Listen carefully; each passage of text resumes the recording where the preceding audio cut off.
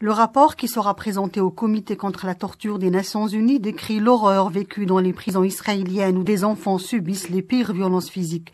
Taoufir Tahani, président de la plateforme des ONG françaises pour la Palestine, évoque l'acharnement ces derniers mois des forces de l'ordre israéliennes qui visent tout particulièrement les enfants palestiniens. Oui, sur la question des mineurs, déjà quelques statistiques. Le dernier trimestre de 2015, il y a eu environ 600 enfants mineurs qui ont été arrêtés depuis le début de ce qu'on appelle l'intifada des couteaux. Donc actuellement, on dénombre 438 enfants dans les prisons israéliennes, dont 98 qui ont moins de 16 ans. Ça, c'est un fait nouveau. 7 d'entre eux, ils sont en détention administrative. La détention administrative, c'est-à-dire qu'aucune charge ne leur est signifiée. Ils sont détenus pendant 6 mois et ces 6 mois peuvent être renouvelés indéfiniment. Puis, on peut parler également des conditions de détention de ces mineurs, de ces enfants qui subissent des violences lors des interrogatoires. C'est sur ce point-là que nous allons axer dans le rapport que nous avons transmis au Comité contre la torture des Nations Unies pour compléter ceux qui ont été transmis par des agences des Nations Unies sur la question. En tout cas, les ONG ne cessent de dénoncer des arrestations brutales, des arrestations qui ont lieu la nuit, malgré les critiques de la communauté internationale. D'abord, les conditions d'arrestation. L'armée, quand elle arrive, elle défonce les portes.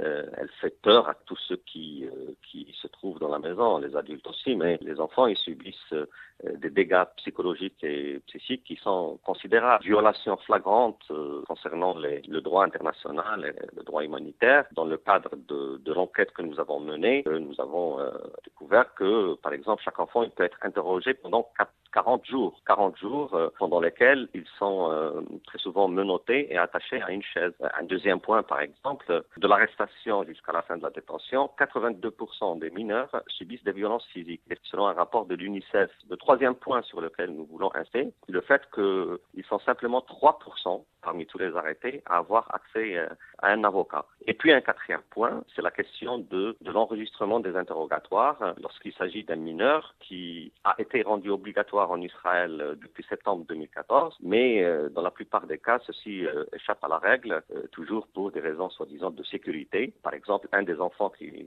nous a déclaré la chose suivante, il a dit le soldat avait posé l'enregistreur sur la table, puis quand ils ont commencé à me frapper, il l'a éteint et l'a mis de côté. Donc ça, c'est des pratiques que nous avons découvertes chez la plupart de ces enfants qui étaient libérés. Malgré toutes ces voix qui s'élèvent pour dénoncer l'horreur que subissent les enfants palestiniens, Israël jouit d'une impunité, M. Taoufir Tahani. Ah oui, absolument. De toute façon, c'est ce qui est dramatique. Dans ce cas-là, Israël croit pouvoir tout se permettre parce qu'elle jouit d'une impunité. Il y a un mois environ, il y a un soldat qui a achevé un Palestinien à Hébron. Ça a été filmé par des caméras de l'ONG israélienne B'Tselem et ça a fait le tour du monde, ce qui a poussé les Israéliens à arrêter ce soldat. Alors que le corps du jeune Palestinien tué est toujours détenu par les Israéliens, il n'a pas été rendu à sa famille pour lui permettre de faire son deuil. Le soldat, alors qu'il est inculpé d'homicide, il a bénéficié d'une permission d'aller passer les Pâques juives avec sa famille. Monsieur Taoufir Tahani, je rappelle que vous êtes le président de la plateforme des ONG françaises pour la Palestine. Merci d'avoir répondu à nos questions. Merci beaucoup.